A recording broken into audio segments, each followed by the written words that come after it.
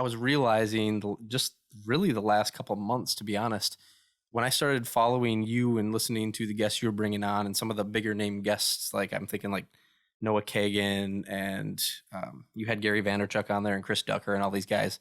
I started following them all, but I was seeing what you and all these other highly successful at this point entrepreneurs were doing. And I'm like, holy cow, like how do you do all of these things? Like you're everywhere on social media, you're on YouTube, you're on podcasts, you're blogging. It's like, how can one person keep up with all of that?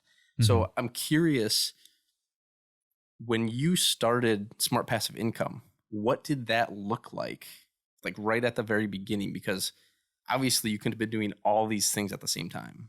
Yeah, you can't. You can't do them all at the same time. If you try, you're going to fail miserably, and you're either going to get burned out trying to do everything you need to do to make each of those things work, or you're just going to like be like a little blip on each of them.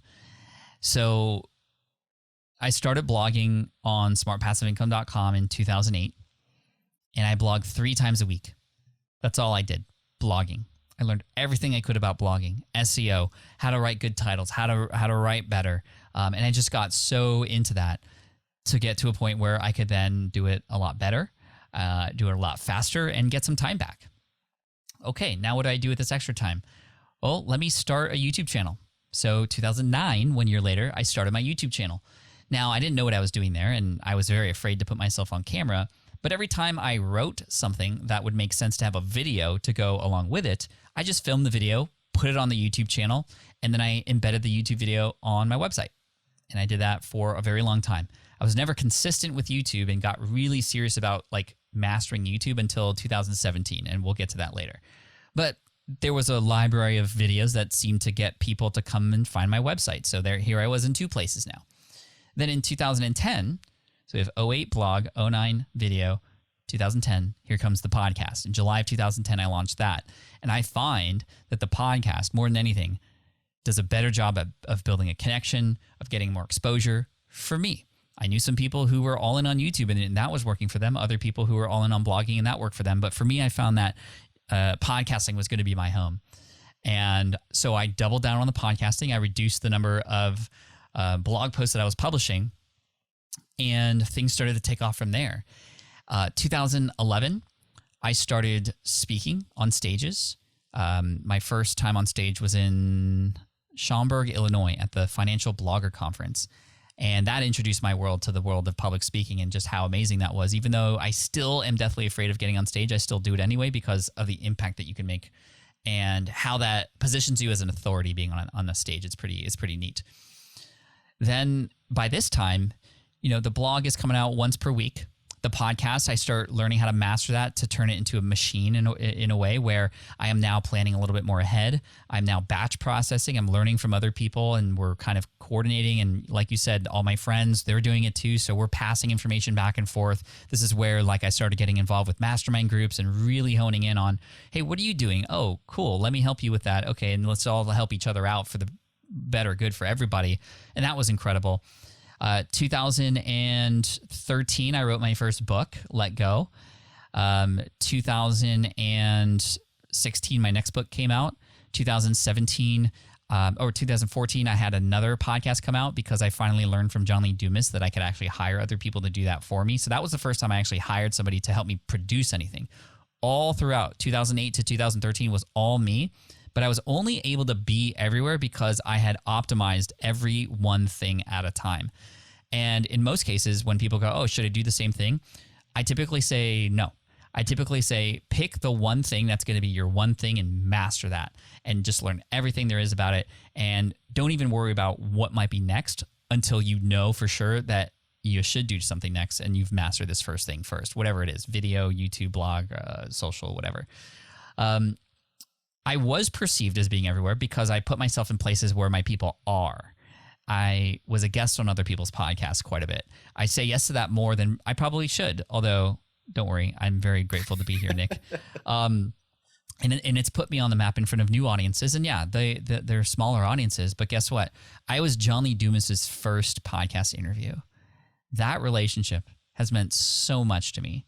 And he still continues to feel like he has to pay me back because I was in his first episode, right? Kind of thing. And we help each other out too.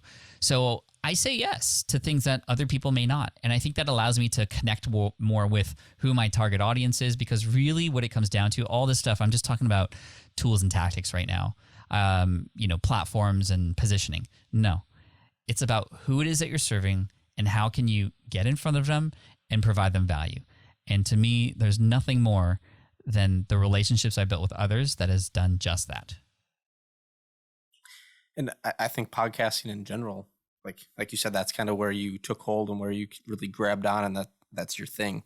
Mm-hmm. I've found since starting a podcast that I always thought that I had to have an audience. I was like, podcasting was something, yes, I want to do it, but it's got to be down the road. I have to have a big audience. Then I'm going to create a podcast where people are going to come listen to me. And since starting it, I just kind of said, screw it. If no one listens, no one listens, but I'm just going to try it and see what happens. Since starting that, I've realized how powerful it is of a platform, not even just from building an audience standpoint, but the relationships that I can build with the guests on the other side. For sure. And I cannot imagine trying to build that relationship without something like the podcast. But I'm curious with that. So that effect has, you've built an audience around the podcast. When you started the podcast, what did that audience actually look like for you? It was just bloggers, essentially people who knew me for articles that I was writing. And I was trying to write really helpful articles.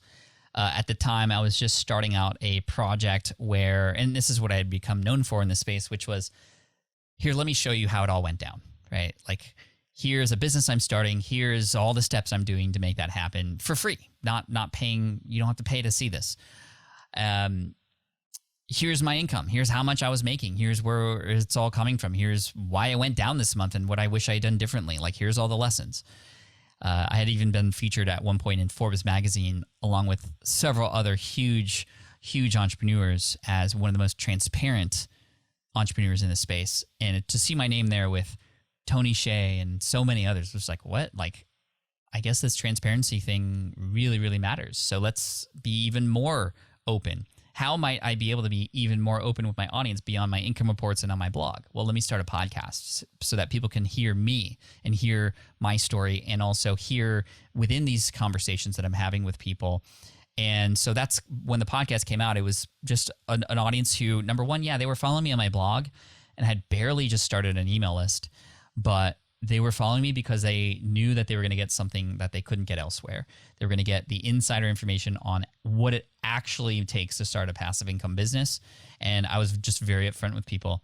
You don't start passive at all. In fact, that's the last step of the process, if that's even possible. But I just wanted to get in front of people to teach them the right way, because there were a lot of others, scammers and snake oil salesmen, who were telling people that the riches and dreams were just behind this wall where you have to first put in your credit card number.